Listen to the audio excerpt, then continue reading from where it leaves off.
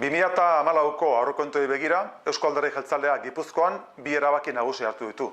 Lehenengoa, osoko zuzenketarik ez aurkeztea.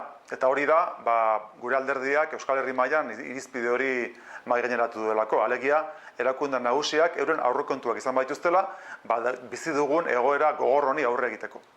Beraz, hori da lehenengo erabakia. Bigarrena, planteamendu ekonomiko sendo bat mahai gaineratzea.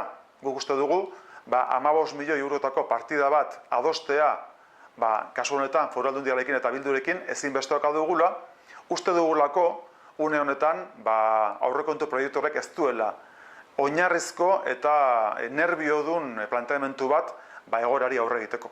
Bai gaizki dabiltzan enpresei babesa eskaintzeko eta baita ere trakziorako eta azkenean indarra berezia daukaten proiektuei laguntza bat eskaintzeko.